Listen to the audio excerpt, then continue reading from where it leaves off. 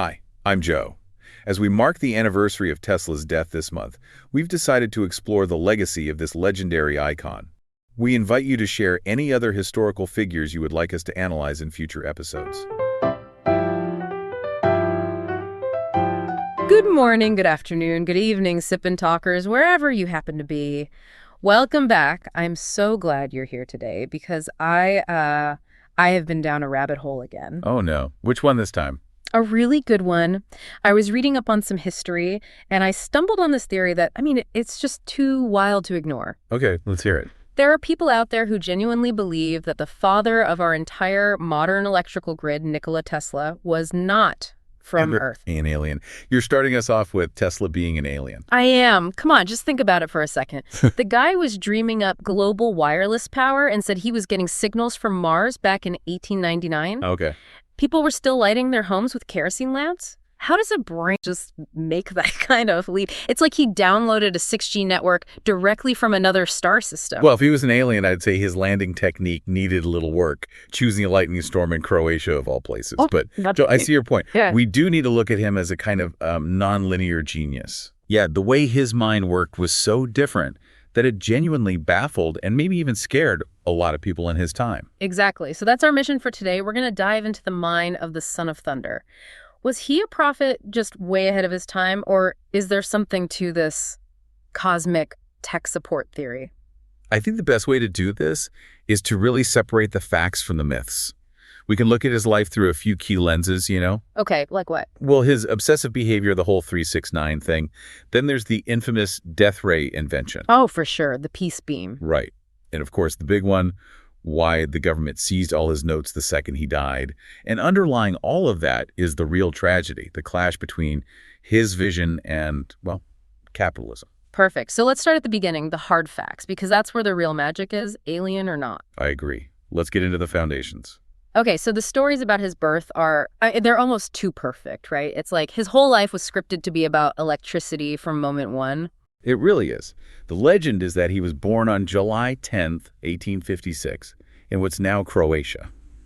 And yeah, the story goes it was during this absolutely ferocious thunderstorm. And the midwife saw this as a bad omen, like he was a child of darkness or something. Exactly. But his mother, supposedly, immediately said, no, he will be a child of light. It's like the opening scene of a movie. You couldn't write it better. You really couldn't. And it's the perfect setup for talking about his mind, which is where we have to start to understand any of this.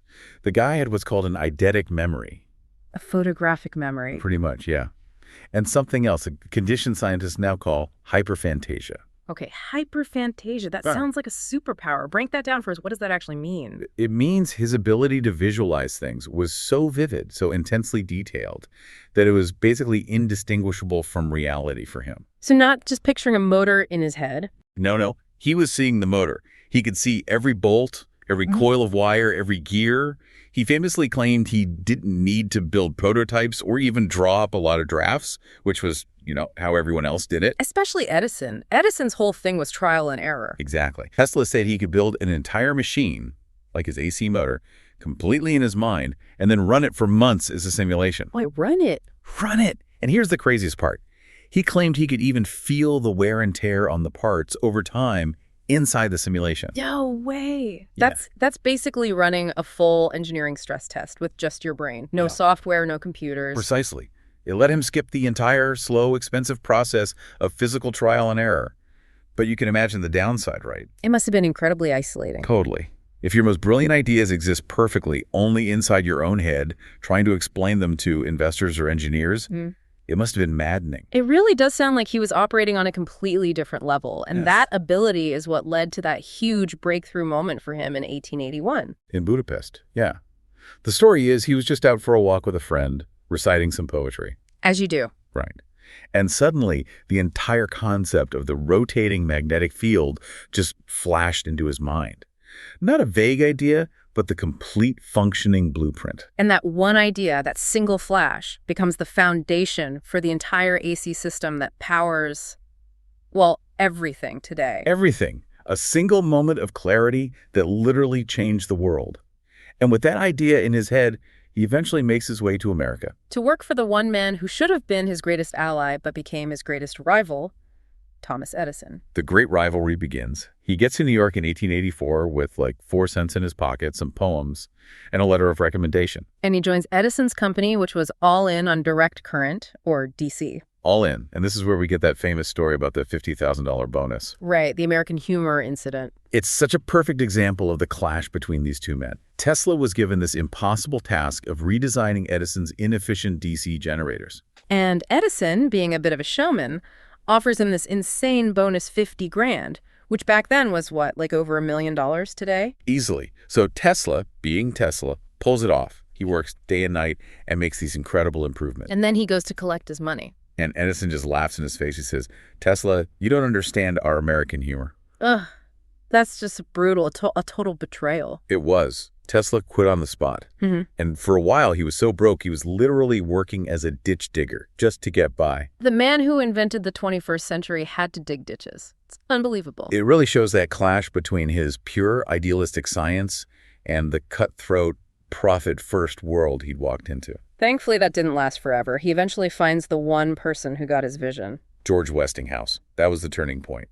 In 1887, 1888, Tesla gets the patents for his polyphase AC system. And Westinghouse, who is a serious industrialist, he sees the potential. He more than sees it. He strikes a deal with Tesla. We're talking about $216,000 in cash and stock, plus royalties. And the royalties were huge. They were massive. $2.50 for every horsepower of AC electricity sold. Yeah. That deal is what officially kicked off the War of Currents. AC versus DC. This wasn't just a business dispute. It was a battle for the future of how we power civilization. That's a good way to put it. So DC, Edison system, it was fine for short distances, but its biggest problem was power loss. You couldn't send it very far. So you'd need a power station on like every other block to power a city. Incredibly inefficient. Hugely expensive to scale. But Tesla's AC, alternating current, solved that with one key piece of technology, the transformer. Transformers let you step up the voltage to send it over long distances with minimal loss and then step it down to make it safe for homes. Exactly. Suddenly you could build one giant efficient power plant like at Niagara Falls and send that power hundreds of miles away. It made a global grid possible. But Edison wasn't going down without a fight. He launched this. I mean, it was a pretty vicious smear campaign. It was brutal. He was desperate to protect his DC empire. So he started this whole PR war to convince people that AC was deadly. This is where he started publicly electrocuting animals, right? Yeah, it's a really dark chapter. He electrocuted stray dogs, cats, even an elephant named Topsy, all just to scare the public away from AC. Using fear to try and kill a superior technology. But Tesla got the last laugh, didn't he? At the Chicago World's Fair. The 1893 World's Columbian Exposition, that was the ultimate showdown. Tesla and Westinghouse won the contract to light the entire fair. And it was a spectacle. It was stunning. They lit up the whole place, showing that AC was powerful, scalable, and safe. And to really drive the point home, Tesla put on his own demonstration. Where he had passed the current through his own body. Yep. He'd use high-frequency AC to light up a light bulb in his hand, completely unharmed, just to prove it was controllable. That took some serious guts. And that demonstration, that victory, is what landed them the Niagara Falls contract. It was the final nail in the coffin for DC. Once Niagara Falls went online with Tesla's AC system, that was it. AC became the world standard. The child of light had officially won. Okay, so that's engineering genius. Let's pivot now to the part that really fuels the whole alien mind theory, the weird stuff. His personal life, his rituals. We have to start with the 369 obsession. It's probably the most famous part of his personal mythology. He had that quote right. If you only knew the magnificence of the 3, 6, and 9, then you would have a key to the universe. It sounds so profound. So what did that actually look like in his day-to-day life? It looked like a series of very rigid, very specific rituals. For example, he would have to walk around a block 3 times before he could go into a building. 3 times, every time? Every time. He would wash his hands in sets of 3. He insisted that his hotel room numbers had to be divisible by 3. His last room was famously number 3327 on the 33rd floor. Wow. So people look at this in 2 totally different ways. Exactly. On one side, you have the mystical view. People connect it to vortex math, sacred geometry, things in nature. They argue he was tapping into some hidden universal code. Which, for a guy who saw hidden patterns everywhere, kind of makes sense. It does. But then you have the clinical perspective. Medical historians look at these behaviors, repetitive, anxiety-driven, highly structured, and they see classic symptoms of obsessive-compulsive disorder, OCD. So cosmic key or clinical condition? I think it's probably more complicated. It was likely both. This was a mind under an incredible constant amount of pressure. From competitors, from investors, from his own ideas. Right. And these rituals might have been a coping mechanism, a way to create a sense of order and control in a world that felt chaotic and hostile to him. His brain was trying to organize his stress using the language it knew best, numbers and patterns. That actually makes him sound a lot more human, less of a god, more of a guy really struggling. It really does. It's a much more compelling story, I think. Okay, so that's the 369. What about the other big piece of the alien puzzle? The claim that he was getting messages from space. Ah, yes. The signals from Mars. This happened in 1899 when he was at his experimental lab in Colorado Springs. And this place was like something out of a sci-fi movie, right? Creating artificial lightning. Totally. He was doing these insane high-power experiments, and he had the most sensitive radio receiving equipment on the planet at the time. And one night, he kicks up something. He picks up these very clear, rhythmic, repetitive signals. And he was absolutely convinced it wasn't natural interference. He thought it was a message. He was certain of it. He believed it was a greeting from an alien civilization, probably from Mars. And when he went public with that claim, that's when a lot of people started writing him off as a mad scientist. Okay, so fast forward 100 years. What do scientists today think he actually heard? There are a couple of much more likely, if less exciting, possibilities. One is that he might have picked up Jupiter's natural radio emissions. Jupiter makes radio noise. It does. Powerful bursts. And his equipment was definitely sensitive enough to detect it. The other theory is that he might have been picking up some of Marconi's early secret wireless tests from across the Atlantic. So either way, what he really discovered was just how good his own invention was. Exactly. It was a testament to his technology, not necessarily proof of little green men. Which brings us to the big question here. Why do we do that? Why is our first instinct when we see a genius we can't explain to just say, oh, he must be an alien? I think it's a kind of psychological shortcut. It's easier to label something as extraterrestrial than to accept that a single human brain can be that far ahead of everyone else. It's less intimidating. It's a way of dealing with the awe, I guess. We can't build what he's building. We can't even understand it. So we just say, he's not one of us. And it turns his personal tragedy, his isolation, his failures into this grand romantic myth. It's a better story than just saying he was brilliant but bad at business and probably had some serious mental health challenges. Speaking of things that were maybe a little too grand, let's get into the invention that really freaked out the government. The death ray. The teleforce. Yeah, this is the ultimate Tesla paradox. The great humanitarian trying to build the ultimate weapon. And he didn't keep this one a secret. He announced it to the world. Oh, yeah. It was huge news. In 1934, the New York Times ran a story.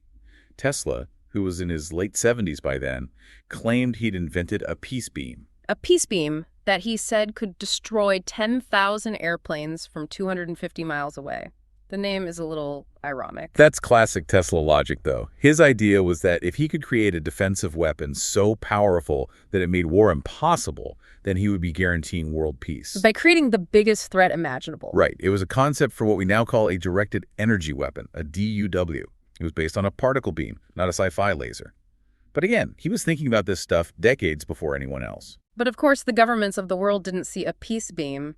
They saw a terrifying new weapon. Of course. And that fear is what leads directly to what happened after he died. The moment that launched a million conspiracy theories. He died in January 1943, alone in his hotel room. And what happened next? The government moved incredibly fast. Within 2 days, an agency called the Office of Alien Property Custodian showed up and seized everything. All his notes, his papers, his belongings. And that word alien is what set everything off. People thought it meant extraterrestrial. They thought the government was hiding his alien technology. But the truth is much more bureaucratic. Alien in that context just meant foreign national. Exactly. Even though Tesla was a naturalized U.S. citizen, they used that law to legally grab all his research. It was the middle of World War II. They were terrified his death ray plans might fall into the hands of the Axis powers. So it was a national security move, not a cosmic cover-up. A very secretive one, which only made people more suspicious. And then comes the weirdest historical twist in this whole story. The government needed an expert to go through all these notes. They did. And the man they brought in was a top engineer from MIT named John G. Trump. Uncle to a certain future political figure. That is just bizarre. It's an incredible footnote to history. So John Trump spends weeks going through all of Tesla's papers. And what's his conclusion? Does the death ray work? His official report said the notes were mostly speculative, philosophical, and promotional in character. He basically concluded there was nothing in there that could be turned into a functional weapon, at least not with the technology of the 1940s. But for the conspiracy crowd, that's just proof of the cover-up. Of course. They see that dismissal as the government intentionally burying the truth about free energy or anti-gravity or whatever else they believe was in those notes. The thing is, Trump was probably right from a practical standpoint. Tesla's ideas were so advanced, they required materials and computers that wouldn't be invented for another 50 years. Right. And remember his brain. The perfect blueprints were often only in his head. What he wrote down was probably fragmented because he didn't have the funding to do the real-world experiments to prove them out. The tragedy is that he was too far ahead for anyone to follow his paper trail. Which brings us to the real reason for his failure. And it's not aliens or government conspiracies. No, it's the fundamental conflict between his entire worldview and, well, money, the capitalist system. Let's start with his core belief. For Tesla, what should energy be? He believed it should be a public utility, like air, free, available to everyone everywhere on the planet. He wasn't trying to sell a product. He was trying to give a gift to humanity. And that beautiful idea runs headfirst into a brick wall. The hardest brick wall there is. Capitalism doesn't work if you can't measure what people are using. You can't have a business model for something that's uncontrollable and unmetered. If you can't put a meter on it, you can't sell it. Exactly. And that is the exact reason his greatest project, the Wardenclyffe Tower, failed so spectacularly. This was his tower on Long Island, right? His bid for a world wireless system. That was the dream. He got his initial funding from the most powerful financier on the planet, J.P. Morgan. The idea was to transmit both information and power wirelessly around the globe. So what went wrong? Why did Morgan pull out? Morgan was interested in the wireless telegraphy part. He saw how to make money from that. But when he finally understood that Tesla's system was designed to give power away for free, he was out. He realized there was no way to control who was using it or bill them for it. Precisely. And that led to the famous, brutal quote from Morgan that killed the whole project. Let's hear it. If anyone can draw on the power, where do we put the meter? Wow. One sentence. The end of the dream. That was it. Funding dried up, Tesla went bankrupt, and the tower was torn down for scrap in 1917. The real war wasn't Tesla versus Edison. It was Tesla versus the balance sheet. And it wasn't just the business model. The technology itself was just too early. Way too early. To build what he was dreaming of, you'd need modern semiconductors, high-grade materials, massive computing power for modeling. None of that existed. In the 1900s, it was science fiction. Today, it's just called engineering. It's so tragic. The guy has over 300 patents, his AC system powers 99% of the grid, and he dies completely broke. Deeply in debt. He was just not built for the business world. He hated the marketing, the lawsuits. He just wanted the vision to be perfect. And that time, he just gave away his royalties to Westinghouse. An incredible act of self-sabotage, financially speaking. Westinghouse was on the brink of collapse from the cost of fighting Edison. So Tesla tore up his contract. The one that gave him that $250 per horsepower royalty. He gave a fortune that would have made him one of the richest men in the world. Just to save the technology itself. His failure wasn't technical, it was commercial. Absolutely. He wanted all of it, the whole grand vision, or nothing. And in the real world, that almost always leads to nothing. So let's be clear about today. We have wireless charging for our phones now. Is that his dream come true? Not really. We have to be specific here. What we have is short-range induction. It works over millimeters, maybe a few centimeters. You have to put your phone right on the pad. You can't charge it from across the room. Exactly. It's a tiny, commercialized, metered version of his concept. It's the very compromise he refused to make. It is not the Wardenclyffe dream of pulling power out of the air anywhere in the world. So let's connect all this to right now. The big question. Who is more relevant to the AI age we're living in, Tesla or Edison? Oh, that's a great question. And I think the answer is overwhelmingly Tesla. Let's start with just the raw power. AI needs a shocking amount of electricity. Training these huge models, running these data centers, it's a massive energy drain. An almost unsustainable drain. And that entire infrastructure is only possible because Tesla's AC system solved the problem of long-distance power transmission. Without AC, you couldn't have massive data centers in cool remote locations, drawing power from a dam hundreds of miles away. Edison could light up a room. Tesla lit up the world. That's the perfect way to put it. But it's also about their style of innovation. Edison was all about slow, steady, relentless iteration. The lean startup model, fail fast, try 1,000 things. Right, which is useful for, tweaking an algorithm. But Tesla, he was about the giant paradigm-shifting leap. The sudden flash of insight that changes everything. It's that kind of nonlinear divergent thinking that leads to true breakthroughs in AI, like the invention of the transformer architecture that underpins all modern large language models. That was a Tesla-level leap, not an Edison-level tweak. And his overall vision of an automated world with free-flowing energy and information, that sounds a lot like the utopian promises of today's tech visionaries. It's totally aligned. And it's no accident that the company at the forefront of electric vehicles, robotics, and automation is named after him. The brand itself has become a symbol for that fusion of energy and advanced tech. So even though he died broke and was seen as a failure, you could argue he won the war for the 21st century. I think you have to. And in the end, science gave him the last word. In 1960, they named the International Unit for Magnetic Flux Density the Tesla. Which is a kind of immortality that no amount of money can buy. That's scientific justice. A permanent place in the foundations of physics. So, wrapping this all up, where do we land? Was he an alien? I think our analysis points to something much more human and maybe more tragic. He wasn't an alien. He was a 21st century mind stuck in the 19th century. And all the weirdness, the OCD, the isolation, those were the side effects of a genius who couldn't get the world to understand the blueprints in his head. Blueprints for things they couldn't build or fund. And the big takeaway for you listening to this is really that eternal conflict between genius and capital. You need the Edisons of the world to commercialize and build businesses. But you also need the Teslas to show you where the world is actually heading, even if they burn out spectacularly along the way. We hope by laying out the facts, by distinguishing between the real psychological struggles and the myths, you can come to your own conclusions about this incredibly complex man. The truth is almost always more interesting than the conspiracy theory. For sure. So here's one final thought to leave you with. Let's say Tesla had succeeded. Imagine Wardenclyffe worked, and we had free, unmetered, wireless energy for everyone on Earth. What modern industries, which are built entirely on selling and controlling energy, would simply cease to exist overnight. Something to think about. A big thank you for joining us today. Please remember to subscribe to Sip and Talk wherever you get your podcasts. And hey, go check out our old friend Mickey's YouTube channel, Mickey to Life, for some great travel vlogs and memes. We will see you next time.